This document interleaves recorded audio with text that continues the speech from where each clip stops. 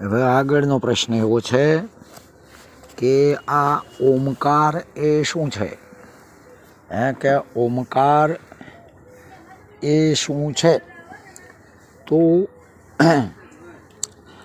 અને લગભગ આપણે જોઈતા હોય એના સમાધાન સ્વરૂપમાં કોઈ પણ મંત્ર હોય તો એની શરૂઆત ઓમ શિવાય થતી નથી.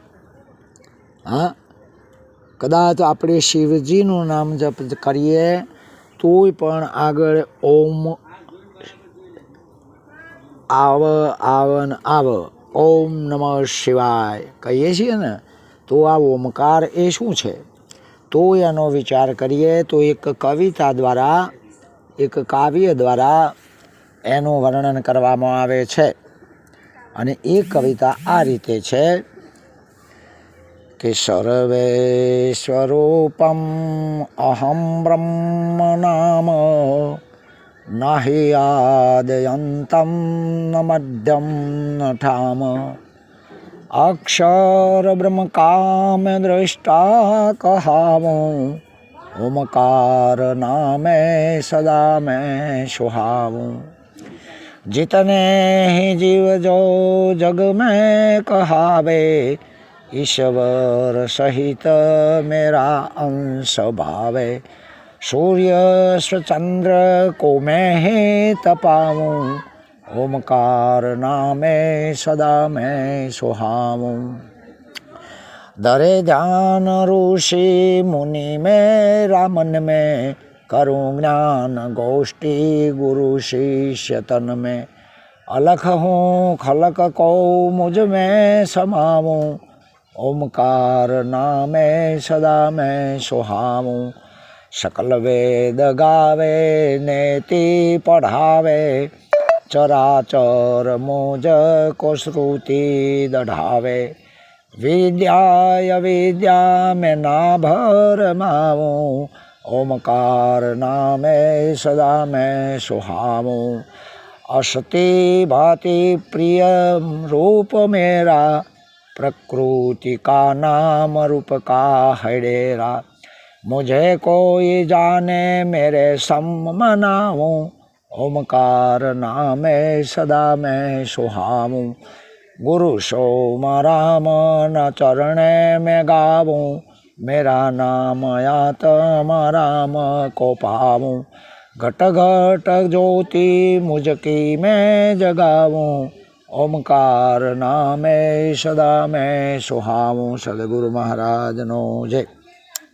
तो आ कवितामां एवुं कह्युं छे कि जे सर्वस्वमांथी मांडीने कीड़ीथी कुंजर अगर तो पाताळथी महाकाश पर्यंत जे छे ए बधायना स्वरूपमां हूँ ब्रह्म चैतन्य ज छूँ।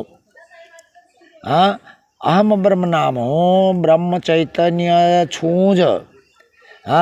मारो आद अंत के मध्य नथी अने कोई एक्जेक्ट एक ज जग्याए होय एवुं पण नथी। कारण के बीजो कोई छ ज नहीं। तो पछी बीजू कोई जग्या एनाथी अलग होई शके माटे एनो जो आरंभ एटले शरूआत पण थेली नथी। तो एनो आद पण कई रीते कहाय?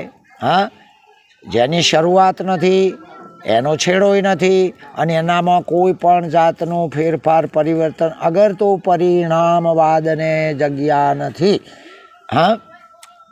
अक्षर एटले अक्षर मात्र। અને અહીં થાય છે અક્ષરનો અર્થ આત્મા। એ આત્માનો પણ હું દ્રષ્ટા છું। અક્ષર બ્રહ્મ કા મેં દ્રષ્ટા કહાવું। દ્વૈતનો દ્રષ્ટા નહીં, ચૈતન્ય આત્માનો હું દ્રષ્ટા છું। એ જ હું ઓમકારના નામથી સદા હું બિરાજેલ છું, વિલસી રહેલ છું।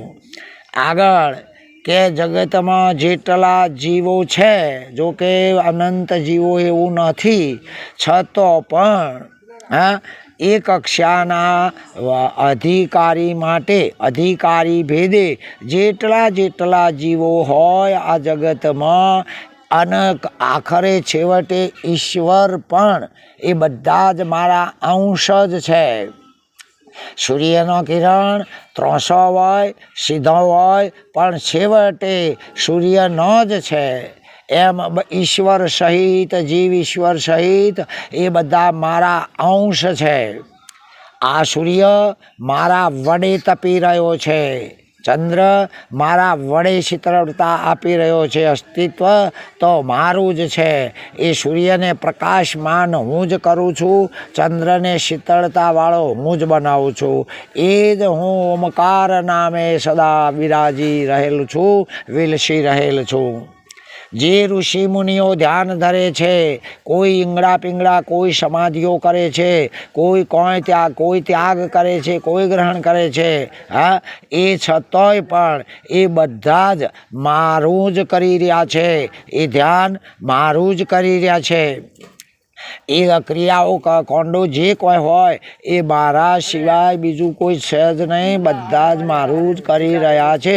ભલે શબ્દની રૂએ અલગ અલગ ભાષે, હા, બુદ્ધિવાળાને અલગ અલગ લાગતું હોય, વાસ્તવિકતામાં એ બધા જ મારું કરી રહ્યા છે. ધ્યાન કરે છે મારું, જપ કરતો હોય મારા, અને જે કોઈ કર્મ કરતા હોય એ મારું જ કરી રહ્યા છે. હું કોઈનું કરતો નથી. હા, જે ગુરુ સેવકના વચ્ચે જ્ઞાનરૂપી, ઉપદેશરૂપી, બોધરૂપી જે ગોષ્ઠી એટલે સંવાદ થાય છે, અને જે સેવક ગુરુના શબ્દને લક્ષ્યાર્થમાં લે છે, હા, એ જ્ઞાન ગોષ્ઠી અને જે ગુરુ સેવક બેના વચ્ચે જે ગુરુ સેવકનો નાતો બંધાણો છે શરીરમાં, એ હું જ કરાવી રહ્યો છું. અલખ છું, સર્વથી હું અલખ છું. હા, લખવામાં આવે નહીં. અલખ છું. હા, તોય આખા ખલકને મારા અંદર હું સમાવી દઉં છું. અલખ હું ખલક કહું મુજબ મેં સમાવું. સમગ્ર 21 બ્રહ્માંડોને હું મારામાં સમાવી દઉં છું. એવા ઓમકારના નામથી હું કાયમ બિરાજેલ વિલસી રહ્યો છું. જેટલા વેદ, 4 વેદ, વેદાંત અને વેદાંગો, હા, જેટલા નેતિ નેતિ નેતિ નેતિ કહે છે, જેટલા 4 વેદના 4 મહાવાક્યો કરે છે, કરાવે છે, અગર તો આપણે સાંભળીએ વાંચીએ છીએ, એ જે સચરાચર શ્રુતિઓ કહે છે કે પરમાત્મા સિવાય એ કોઈ જગ્યા ખાલી નથી, સર્વવ્યાપક સચરાચર છે, આવું શ્રુતિઓ આપણને દઢ કરાવે છે. વેદો આપણને નેતિ નેતિ પઢાવે છે, શ્રુતિઓ દૃઢ કરાવે છે. અરે વિદ્યા એટલે એમ કે જ્ઞાન, અને અવિદ્યા એટલે બંધન. બ્રહ્મ વિદ્યા, હા, અને બ્રહ્મ વિદ્યા, એ વિદ્યા અને અવિદ્યા બેમાંથી કોઈનો મને ભ્રમ નથી. હું એમાં ભરમાવું એમ નથી. વિદ્યા અવિદ્યાથી હું અલગ છું. મને ખબર છે કે વિદ્યા એ પણ દ્વૈતમાં ઘટી જશે, અને અવિદ્યા એ તો ચોખ્ખી ભ્રમણી એમ કે ભ્રાંતિ ભ્રમણા છે જ. હા, હું એમાં ભયને અગર તો બ્રહ્મને પ્રાપ્ત થતો નથી. મને કોઈ ભય પ્રયોજન નથી. એવા ઓમકાર નામે સદાય હું જ વિલસી રહેલો છું. જે અસ્થિ ભાતિ પ્રિય, હા, એ જે આત્માનું લક્ષણો કહેવામાં આવે છે, એ અસ્થિ ભાતિ પ્રિય રૂપ જે છે, હા, એ મારું જ છે, બીજા કોઈ છે જ નહીં. હા, અને આ જે નામ રૂપ ધારણ કરે છે એ પ્રકૃતિનો છે, પણ એમ છતાંય એ મારો જ છે. પ્રકૃતિ સહિત મારો જ છે. મુજે કોઈ જાને, આવું જે મન ઓમકાર બ્રહ્મ નામ સમાન ચૈતન્યને જો કોઈ પણ જાણી જાય, જેમ કોઈ પણ પાણી વરસાદનું, ગટરનું, સ્વચ્છ ગંગા નદીનું, અગર તો ગમે ત્યાંથી પાણી સમુદ્રમાં પડી જાય તો એ સમુદ્રને પાણી બનાવી જ દે છે, દરિયો બનાવી જ દે છે, દરિયો બનાવી દે. એ જ રીતે આ મને આવાને જે કોઈ જાણે, એના કોઈ પણ સાઈડ આગળ પાછળની જોયા વગર એને હું મારા સમાન બનાવી દઉં છું. અને અમે બે જુદા રહેતા નથી, અભિન્ન થઈ જાય છે.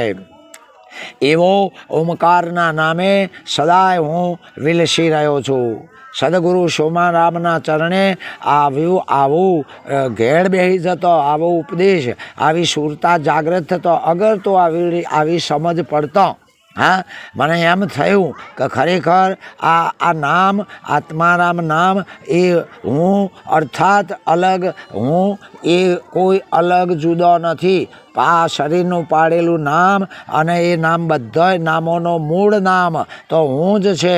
હા, હવે મેં મારા સ્વરૂપને પ્રાપ્ત કર્યું એમ નહીં, પણ જે ભૂલ થઈ હતી, જે વિષાદ થયો હતો, એ સદગુરુએ યોગ કરી આપ્યો. હા, સદગુરુએ યોગ કરી આપ્યો અને આપણો યોગ જે હતો એના એ જાગૃત થઈ ગયો. એમ ઘટ જેટલી જગ્યાએ પદાર્થ અગર તો પદ શબ્દો હોય અને જેટલી જ્યોતિઓ હોય, ઘણી બધી જ્યોતિ કેમ કે જ્યોતિ જાપ કા, હા, કોઈ આત્મજ્યોતિ કે, હા, ઘણું બધું કહે, એ બધી જ્યોતિઓ એ મારામાંથી જ જાગૃત થયેલી છે. હા, એ બધી જ્યોતિ મારામાંથી જ જાગૃત થયેલી છે. એવા ઓમકાર નામે હું સદાય સર્વત્ર વિલસી રહેલો છું. ઓમ તત્સત પરમાત્માય નમઃ. સદગુરુ મહારાજનો જય.